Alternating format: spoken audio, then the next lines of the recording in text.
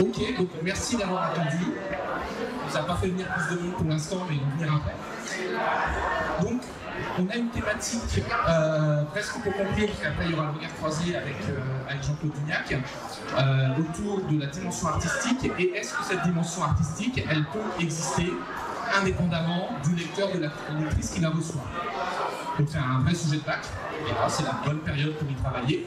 Et pour en parler aujourd'hui, on a Michel Astrude, qui vient de publier Simplement les Mortels aux Forges de Vulcain. On a Eva Martin, qui a publié Miska début d'année, si je ne dis pas de bêtises, fin d'année dernière.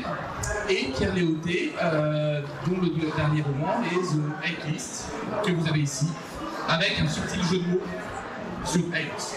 Je n'en dis pas plus. Donc si on parle de dimension artistique, déjà, commençons. Comment vous, en tant que lecteur, lectrice, vous définissez la dimension artistique d'une œuvre littéraire? Qu'est-ce qui fait pour vous que vous dites que ce livre-là est une vraie œuvre versus c'est un roman de gare, par exemple? Je prends la main. Pour moi, il y a un côté écosystème en fait dans un livre qui m'emporte. Presque œuvre globale en fait. Comme c'est quelqu'un qui est très visuel et qui projette très rapidement des images par-dessus ce que je lis. Si un livre est trop plat parce que trop de profondeur dans son univers, dans ses personnages, je vais tout de suite moins me sentir impliquée et moins avoir l'impression d'entrer dans l'univers de quelqu'un d'autre. C'est ce qui fait tout le sel pour moi d'une bonne lecture. Alors, personnellement, pour rebondir, je pense que l'art est associé à la notion de risque. Il n'y a pas de véritable art sans prise de risque. Alors, ça peut donner des œuvres parfois qui vantent, parfois qui font que la personne va se dire est-ce que j'ai lu, est-ce que c'est véritablement une œuvre d'art, est-ce que ça va être coup, mais on va dire que c'est relatif aussi à la notion de temps, à l'investissement qui a été fait par le lecteur, par le spectateur. Donc, la dimension artistique, pour moi, elle est corrélée à la notion de risque pris par un lecteur qui va engager dans son œuvre des activités plus ou moins importantes pour le film. Et voilà, l'idée de la réception derrière, c'est encore quelque chose de la critique par le lecteur, mais en tout cas, ça va engager un dialogue parce qu'il y a eu avant une prise de risque. C'est-à-dire que certaines œuvres sont un peu plus lentes, mais qui sont celles qui, à mes yeux, ont le plus d'intérêt, parce que derrière, il y a un dialogue, un débat qui va se faire. Je suis d'accord avec ce qu'on dit, Fanny. Je rajouterais aussi qu'une œuvre d'art, c'est un livre qui va m'emporter vers quelque chose différent, que je vais penser, qui m'emporte vers des contrées inconnues. Et je suis aussi sensible à la notion, alors ça fait un peu ancien, de style. J'aime bien, alors pas tout le temps dans le livre, mais des morceaux de poésie en prose dans le livre, que par moment, on a envie de se poser et puis de raconter à haute voix, de dire à haute voix. Moi, c'est important, c'est des choses qui font c'est une œuvre d'art. D'accord. Et du coup, quand on parle du regard du lecteur, quand vous, en tant que lecteur, et donc ce qui va influencer aussi votre travail de romancière, écrivaine dans le sens plus général, est-ce que vous considérez en tant que lecteur que quand vous achetez un roman, on va sortir un peu de nos genres volontairement, vous achetez un roman de chevalerie, vous vous attendez au bout du texte à avoir quelque chose, et c'est ce quelque chose qui fait que vous allez dire, il est dans l'œuvre, il est dans la dimension artistique que j'aime bien. Est-ce que le lecteur veut lire ce qu'il a imaginé qu'il lirait? C'est une immense question, parce que quelque part, ce serait la recette parfaite pour avoir le best-seller à chaque fois, parce que c'est ce qui est attendu. Je crois que personne ne sait exactement ce qu'il veut jusqu'au moment où il le lit, le découvre et il se dit « Ah là, ça me parle, ça me rejoint ». Il n'y a pas de recette particulière, il n'y a pas de recette miracle. C'est-à-dire que chaque auteur, chaque romancière, chaque romancier va tâtonner, il a une idée en tête, il a un style qui lui est propre. Il a un objectif peut-être littéraire de narration, mais il n'y a pas de facilité là-dedans, c'est-à-dire qu'il y a une rencontre ou pas. Alors, oui, j'achète un roman de chevalerie, je m'attends à ce qu'il y ait un cadre, Mais j'espère aussi être surpris par quelque chose d'innovant et pas juste avoir quelque histoire aussi par rien, mais quelque chose de nouveau qui peut-être répond à des thématiques actuelles. Voilà. Je suis en attente de quelque chose de nouveau à chaque fois. C'est pareil, il n'y a rien de pire pour moi qu'un roman qui correspondrait exactement à ce qu'on imaginerait en disant le quatrième. C'est vraiment. Je préfère infiniment être surprise par des trouvailles inattendues et l'originalité de quelque chose à laquelle je n'étais pas du tout projetée, plutôt que de suivre pas à pas un espèce de mode d'enfant de quelque chose qui aurait peut-être touché à la perfection, mais peut-être pas à l'art en général. Quand on est trop calé sur les attentes et un cadre prédéfini. C'est peut-être le livre qui prend les best-sellers, mais effectivement, on va rentrer toutes les codes dans la machine et puis on va revenir à plein de sujets de table ronde, à l'IA et tout ça. Donc, si on rentre tout, on va faire le livre soi-disant parfait. Donc, justement, on manquera l'humanité, la curiosité. Et moi, j'aime bien le mélange des genres parce que ça, c'est super parce que voir les choses de façon décalée. Donc, vraiment, pour moi, un livre, c'est. Je m'attends à quelque chose, mais justement, j'ai moi-même là où je n'avais pas pensé. C'est ça que j'aime bien avec J'entends beaucoup la question du décalage, c'est-à-dire une différence entre ce que la personne elle l'imagine récupérer dans le livre et ce qui ressort réellement de sa lecture. C'est ce décalage qui fait la valeur intrinsèque du roman. Et comment vous le travaillez, vous, en tant qu'auteur-autrice, comment vous cherchez cette faille dans le... C'est une question intéressante, à plusieurs... Mais je n'avais pas préparé la question. Non. Alors, pour réfléchir à plusieurs niveaux, il y a le niveau, celui du romancier, il y a ses intentions, ce qu'il a comme idée. Par exemple, moi j'avais eu l'idée d'un gars qui fait une application, je mettais des 8 noms des gens que j'aimais le moins, c'était mon idée à la base. Ensuite, il faut vendre. Le livre est écrit très bien. L'éditeur, il a une démarche peut-être un peu plus commerciale, qui dit ok, le bouquin il est stylé, maintenant il va falloir le vendre, il va falloir le proposer, et on se demande ok, quels sont les éléments que je vais retirer qui font que ça peut plaire. Et là déjà on peut s'éloigner de l'idée originale voulue par le romancier. Et enfin, sur un autre niveau, la réception critique, qui l'appelle très clivante. Pour ce livre-là, j'ai des personnes qui l'ont beaucoup aimé, d'autres qui ne l'ont pas aimé du tout. C'est très clivant. Alors après, tant mieux. J'ai envie de dire que tant que le livre fait réagir, c'est très bien.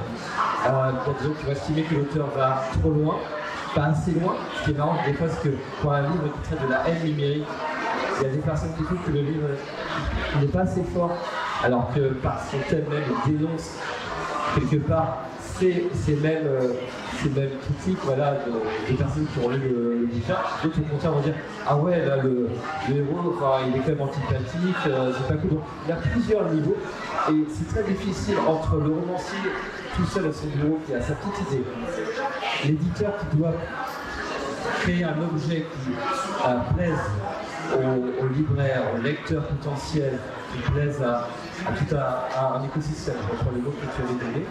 Et également, enfin, le dernier niveau, c'est du lecteur. Et c'est sûr que vraiment, des fois, il y a un gars qui a un fossé qui se produit de l'un jusqu'à l'autre. Et le romancier peut être récompensé parfois que l'œuvre qu'il a pensée lui échappe, devient autre chose. Et que ce dernier niveau de lecteur, celui du spectateur, du lecteur moyen, qui l'emporte sur l'idée originale. Et non seulement oui, mais en tout cas, en ce qui me concerne, c'est vraiment la chose que je préfère en fait. C'est vraiment entendre quelqu'un qui a lu Pascal et qui a interprété quelque chose que franchement, je vais peut-être pas mis au cœur de mes grandes thématiques et de mes grands feux de bataille. Et c'est agréable du tout parce que c'est vraiment le jeu en fait. À partir du moment où ce qui me concerne, moi j'écris pour partager et dans le but d'être lu. Le but aussi, c'est de voir qu'est-ce qu'on va venir de cette matière écriture qui est quand même fixée, pas gravée dans le marbre, on est quand même impliqué sur le plateau, on est sur quelque chose entre guillemets figé du moment où l'éditeur a donné son mot pour l'impression. Et pourtant, c'est complètement malléable et c'est complètement susceptible de devenir des choses extrêmement différentes en fonction de reçoit. Et ça fait vraiment la magie du livre, c'est ce que moi j'aime ressentir en tant que lecteur. Et en tant qu'auteur, c'est vraiment ce que j'aime partager avec les lecteurs. Moi, je vais répondre en tant que lecteur. Les livres que j'ai plus appréciés, j'ai l'impression d'être en dialogue avec l'auteur. C'est marrant parce que l'auteur écrit et puis le lecteur il est plutôt passif normalement dans son acte. Mais ouais, il y a de très bons livres, on a l'impression qu'il y a vraiment un dialogue, qu'il y a un partage et qu'on donne quelque chose à l'auteur en le lisant. Ce qui est intéressant, alors vous avez lu les livres des 3 auteurs-autrices? Pas encore. Ils sont juste en dédicace après, juste là-haut, sans aucun problème. Vous avez quand même trois temporalités dans vos récits qui sont radicalement différentes. Tu es dans un futur plutôt lointain, tu es dans de la fantaisie, et tu es dans quelque chose qui pourrait être demain, ou qui est peut-être déjà hier. Et malgré tout, dans vos 3 façons de voir la réception, vous avez la même dimension, cette dimension communication. Cet échange, vous le faites passer aussi à travers des messages dans vos textes que vous essayez de pousser chez le lecteur, ou c'est simplement le reflet de ce que vous êtes?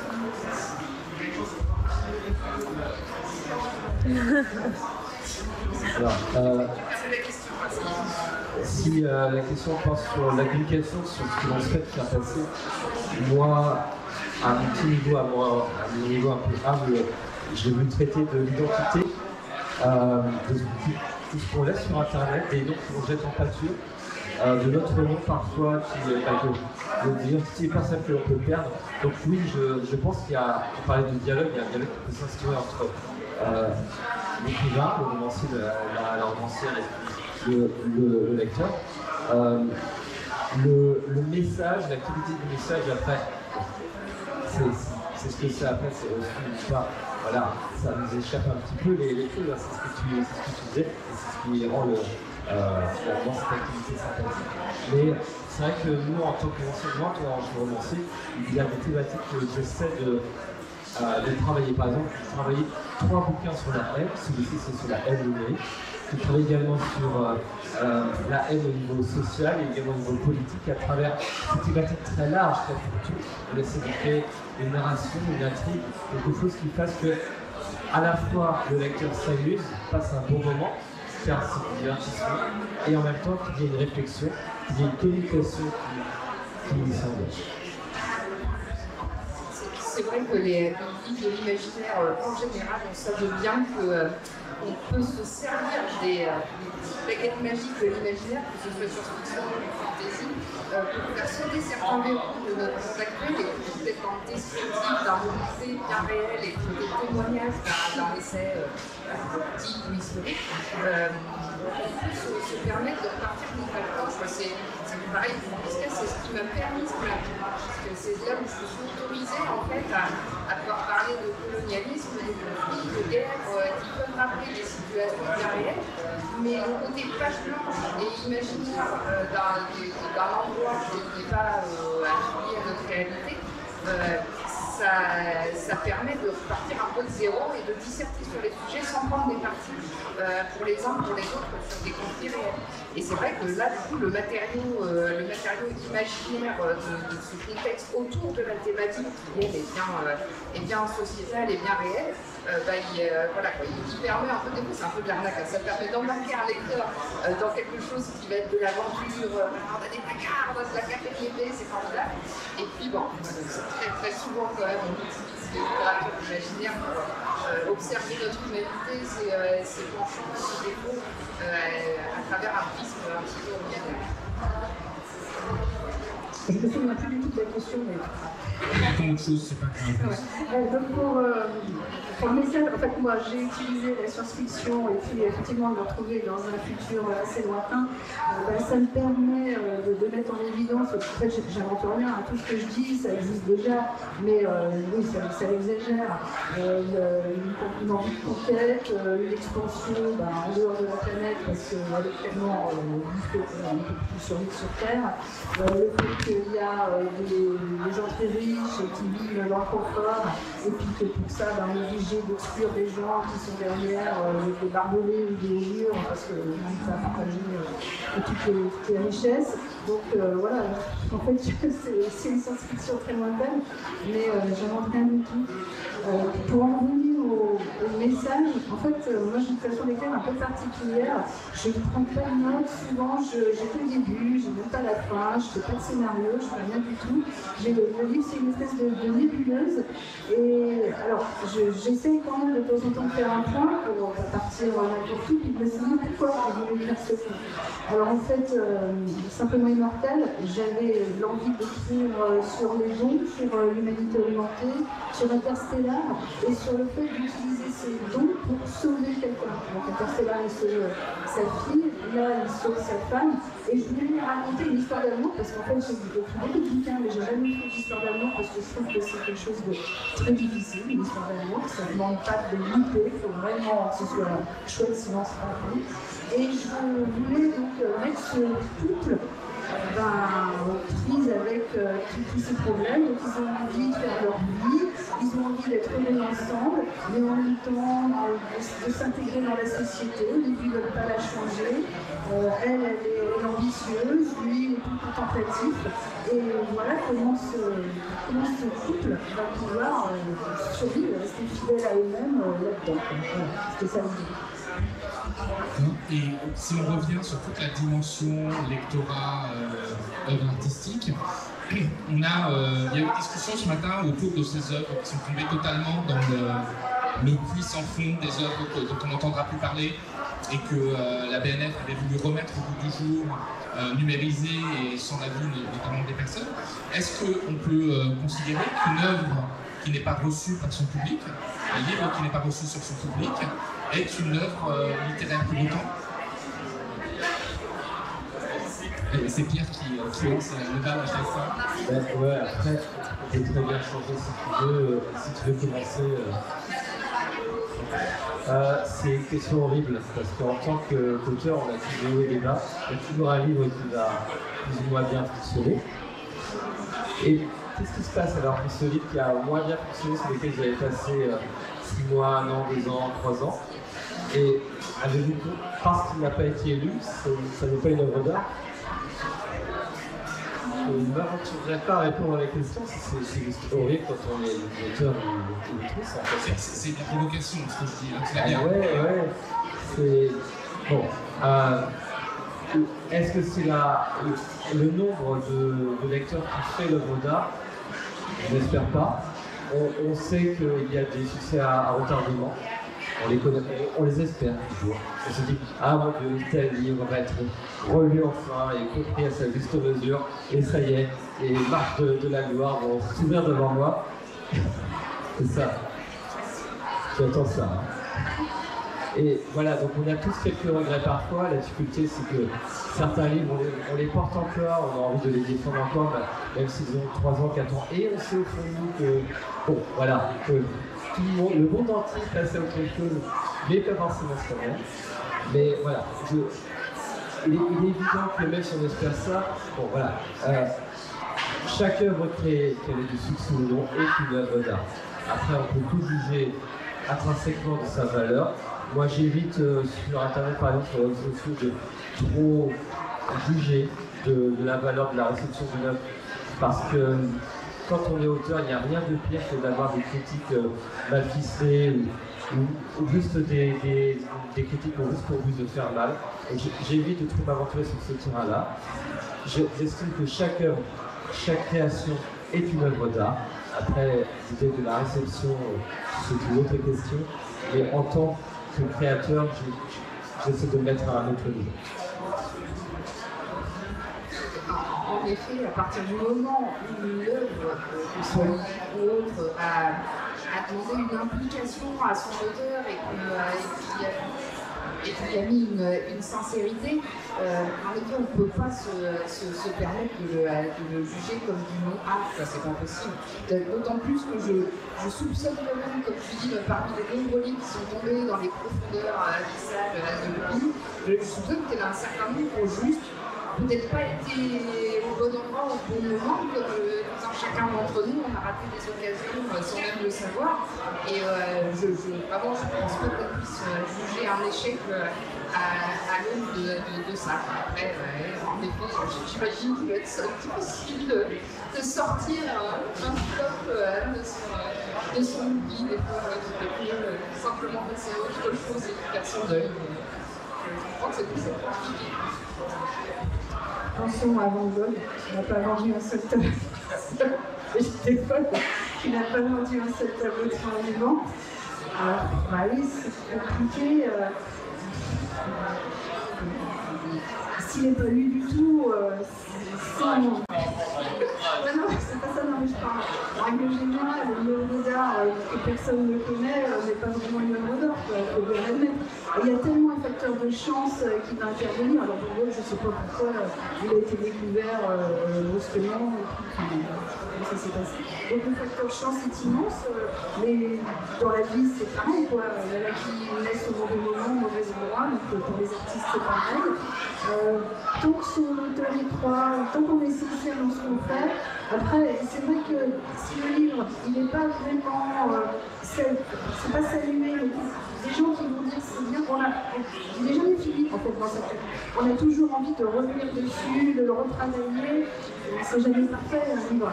Et d'avoir quand même quelques bons avis, des bons retours sincères, parce qu'effectivement il peut y avoir des critiques méchantes et ça c'est pas évident, mais des bons avis aussi, ça permet d'être un peu plus calme. Ici on n'a vraiment pas de retour à un moment donné, on s'encourage un peu avoir envie d'arrêter.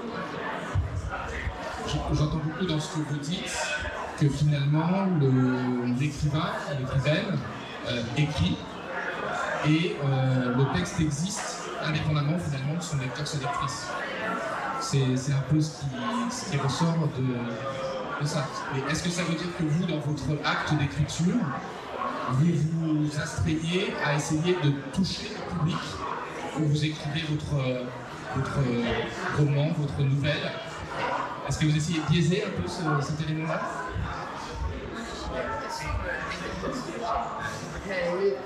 En ce qui me concerne, j'adore écrire.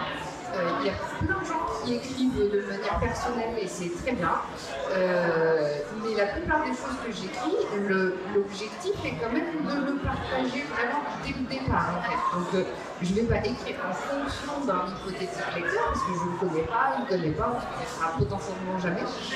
En revanche, l'idée est bien celle du partage. Donc à partir du moment où je veux partager quelque chose, je vais avoir aussi, comment dire, presque dans la structure du récit, on ne va pas être dans quelque chose de trop obtus, parce qu'on peut aussi faire ça, hein, d'avoir quelque chose, on connaît notre propre univers, on a nous déjà notre matériau créatif dans notre tête, après tout, pourquoi l'écrire, pourquoi expliquer, pourquoi s'embêter, mais non, dès que, en tout cas pour ma part, dès que les premières lignes commencent à être touchées, si je fais une description, si je commence à expliquer qui est qui fait quoi, c'est bien que foncièrement dès le départ, je suis dans le partage en fait, je suis dans le dialogue avec mes futurs lecteurs. Il y a quelques années, j'ai ouvert le journal et j'ai vu dans une médiathèque, il y avait une réunion de lecteurs, très bien. Je vois mon nom. Alors, je me dis, bah zut, j'ai oublié un truc, que je me rends peut-être. Je regarde un minute, non, ce sont des gens qui vont se réunir pour partager une lecture. C'est l'un de mes livres. Donc, par contre, ça se passait à 30 minutes chez moi. Ouais, je me suis dit, je vais y aller voir, ça peut être marrant. Évidemment, je me suis présenté, je n'ai pas dit immédiatement qui j'étais. Voilà, donc c'est plus assez cercle, hein, dans la médiathèque, voilà, donc on voit des personnes très intéressantes et qui commencent l'une après l'autre à exprimer leur point de vue sur le bouquin que j'avais écrit. Et c'était intéressant là de voir à quel point le lecteur s'empare. On ne s'en rend pas compte, quand on écrit, on est un peu seul. La solitude peut être un peu effroyable quand on a sa table de travail, mais là, je me suis rendu compte véritablement que l'objet nous échappe, l'œuvre d'art nous échappe, elle est réinvestie, elle est réimaginée, parfois pas forcément dans les termes que l'on espérait, le message que l'on espérait faire passer et peut-être autre après, à la fin du processus. Et c'était sympa comme moment. Bon, évidemment, à la fin, bon, vous avez pensé quoi du bouquin? C'est vous qui l'avez fait. Voilà. Ah, mais oui, bah oui. Donc voilà, mais c'était un moment de partage en fait. Et c'était intéressant de voir que, oui, l'œuvre d'art nous échappe, et entre le moment de la conception. Alors, c'est très très délicat quand on écrit. Il faut faire gaffe à s'oublier, parce que sinon ça devient méta le truc. Et on commence à écrire, ah, je vais faire quelque chose, je suis en train d'écrire, j'ai conscience que je suis en train d'écrire, j'ai conscience que possiblement ce que je vais faire va être publié. Et là, c'est le début du pas voilà. Ça, et c'est très délicat au début. Ça, j'ai remarqué pour le deuxième bouquin, pour les biens de l'auteur, quand on a eu une première expérience, on veut parfois retirer la première chose, on va faire un autre bouquin, sauf que là, on n'a plus le même recul. On sait que c'est possible d'être édité, et d'un coup, ça change un peu notre façon d'écrire, le style. On se dit, mon Dieu, je vais être lu, mais vraiment là. Donc ça peut influer sur la capacité d'écrire et sur le style, ce qui fait évidemment éditer. Oui, on écrit, moi j'écris pour être lu, c'est sûr.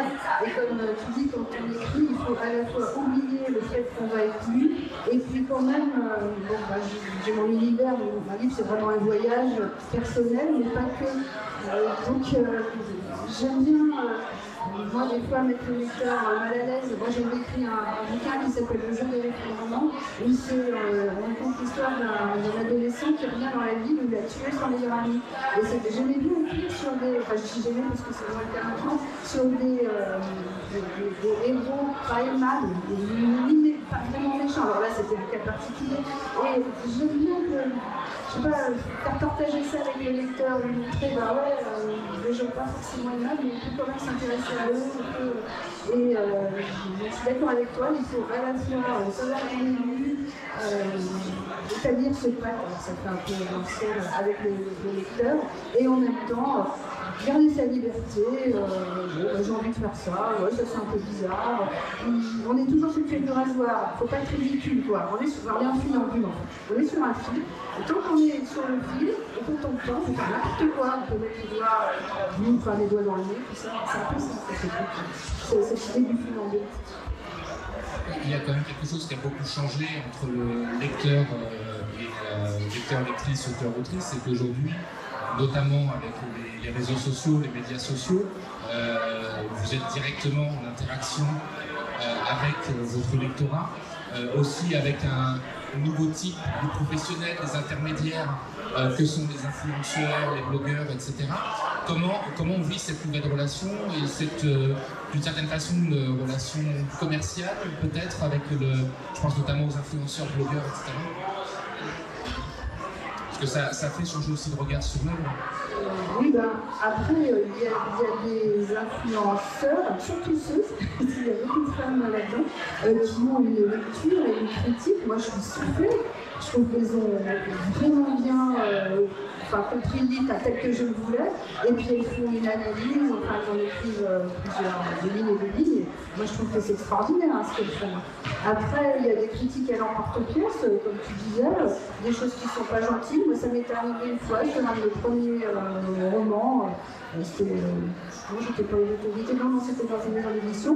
Où j'étais vraiment pas connue. On a fait une critique très méchante de mon livre, je me souviens encore. Et ça l'a coulé, quoi. Franchement, ça l'a coulé. Donc il y a quand même de l'importance. Mais je pense que la plupart de ces gens sont assez bienveillants.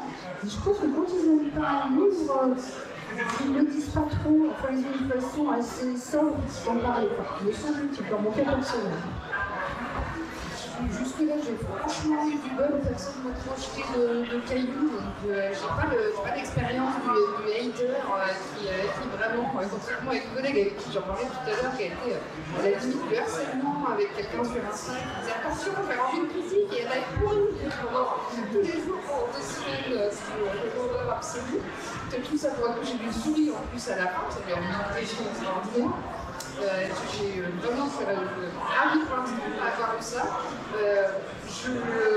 J'avais projeté des peurs par rapport aux réseaux sociaux parce que moi j'ai pas une idée d'Instagram, pas de communauté, voilà. Donc là je je suis les choses parce que, comme toujours, le but du jeu c'est de partager, mais on va aussi voir le lecteur, la lectrice. Et j'avais assez peur qu'on tire des choses de mon ouvrage pour les surinterpréter, en fait, comment on parle de racisme, colonialisme, de guerre de conflit. Et quand même pas mal de choses affectatives, les 2 ou 3 pages qu'on peut sortir de leur contexte. Et j'avais la trouille de ça, et en fait, comme tu le dis, pour l'instant, en tout cas, les interactions que j'ai pu avoir ont été vraiment dans la bienveillance et au contraire, plutôt dans des critiques en effet très élaborées, très approfondies et positives. Et il y a eu des gens qui n'ont pas accroché, évidemment, mais qui l'ont dit avec tact, de manière raisonnable. On écrit certes pour être lu, mais c'est probablement pas pour être aimé de tous. Je pense qu'on est à peu près tous conscients que c'est pas forcément l'objectif. L'Internet 2.0 qui permet d'interagir a beaucoup changé aussi la manière de voir notre relation avec le public. Pour un même bouquin, on peut avoir un premier lecteur qui est soufflé par l'intelligence du propos et un deuxième qui, pour le même livre, quelques secondes après, sera soufflé par l'intelligence du propos. Donc, ceci dit, ça veut dire qu'il faut prendre du recul par rapport à ça. Je crois que Internet est un formidable espace de liberté pour tout le monde. On note tout, parfois un peu n'importe quoi, du livre jusqu'au restaurant, jusqu'à la prestation du livreur de pizza.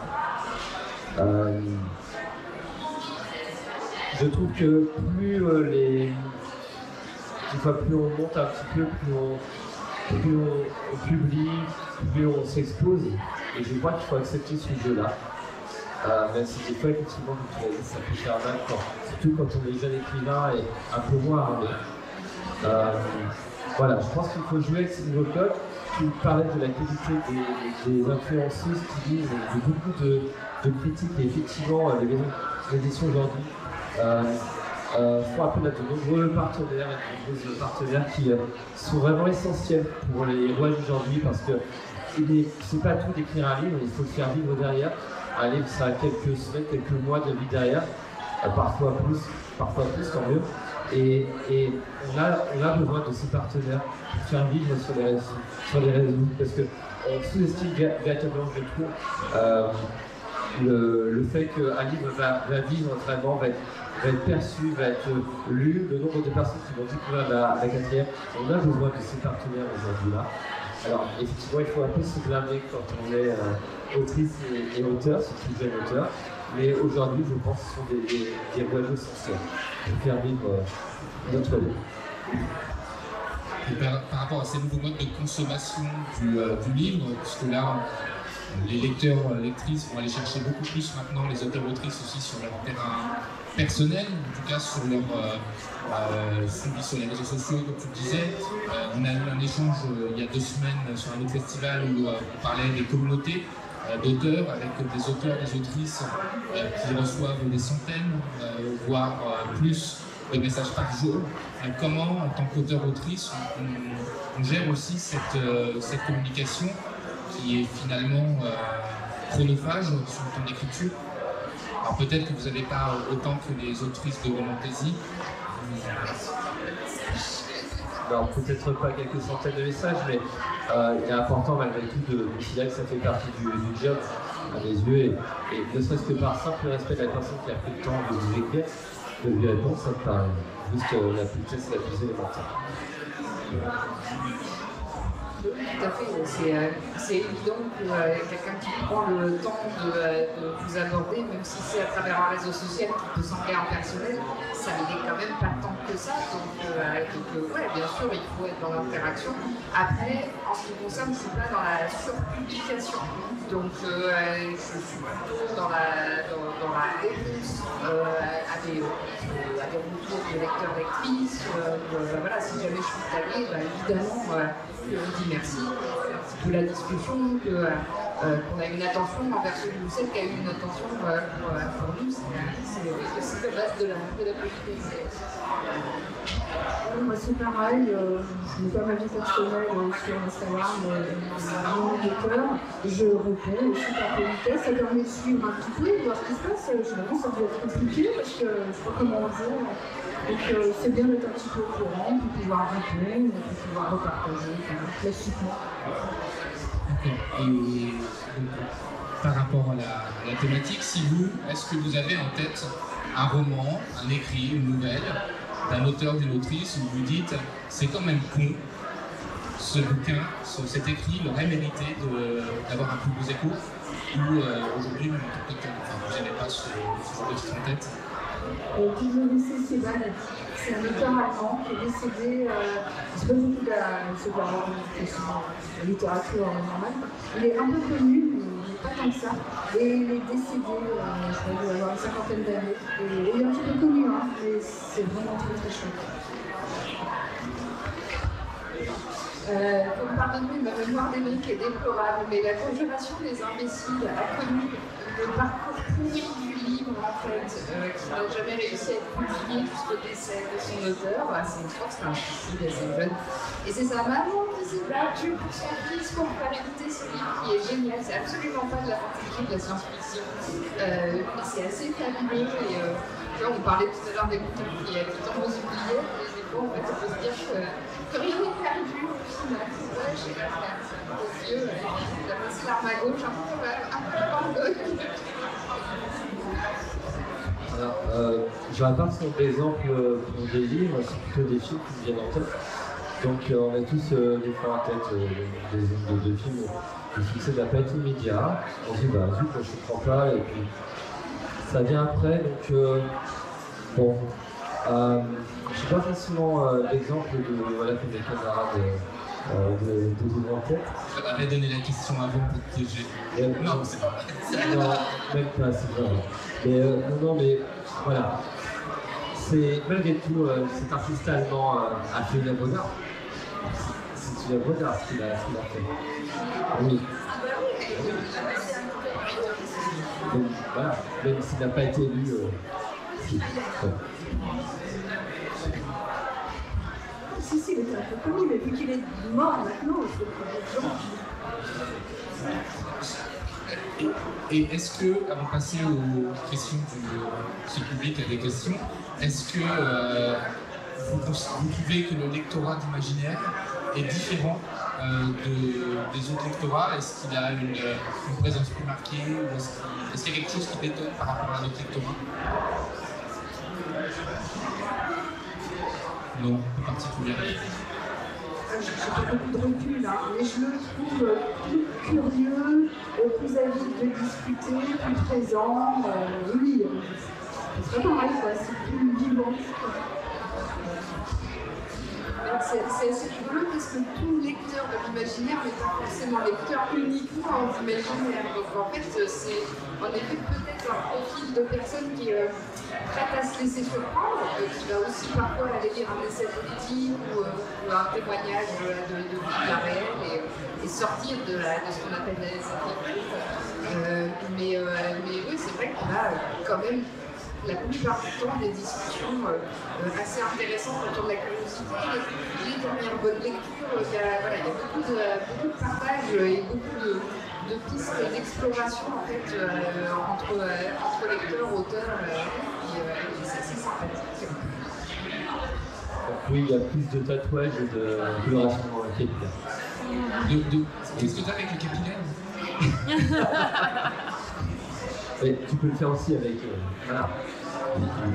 Non, oui, voilà. J'ai envie de dire à l'inverse que c'est plutôt le public de la littérature générale qui est plus dur à convaincre, je trouve, d'aller vers d'autres types de lecture. Voilà. Je trouve que le lectorat de l'imaginaire globalement est avide, curieux, ouvert, et que si l'œuvre d'art lui semble intéressante, il pourra, quelle que soit, j'ai envie de dire, la forme, quel que soit le genre abordé, il dira. C'est moins vrai parfois en littérature générale, Et des fois, on se retrouve un petit peu plus ramé face à un autre public de lectorat, expliquer que oui, ok, il y a un parti pris, il y a des règlements, il y a des faits, oui, il y a de l'Uchronie, il y a un truc pas normal, mais malgré tout, ça peut rendre malgré tout les propos intéressants. Voilà. Donc cette ouverture est peut-être encore à travailler dans d'autres secteurs. Est-ce que vous avez des questions à poser aux autrices auteurs? Oui. Pierre-Marie, Je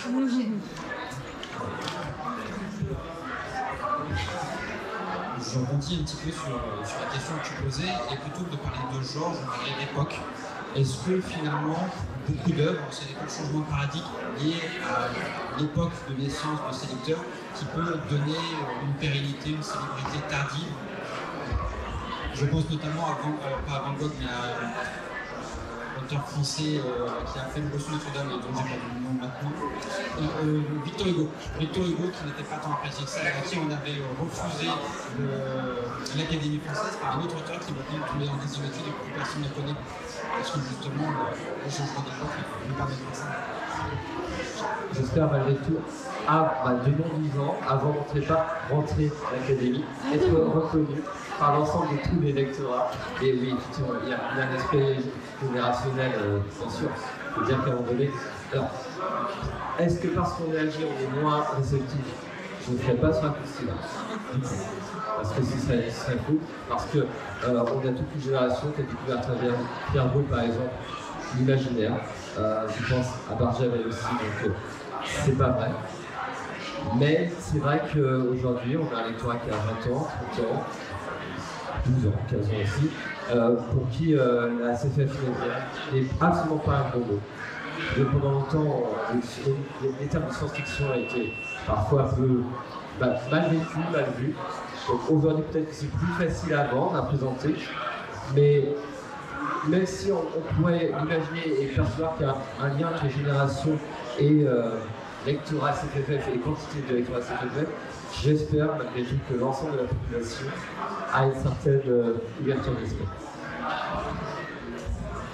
On parlait tout à l'heure des histoires d'être au bon endroit, au bon moment, pour être vu par les bonnes personnes. Je pense qu'au bon moment, ça peut sauter une génération, quoi, hein. Il y a certainement un grand nombre d'artistes qui ont échoué dans la reconnaissance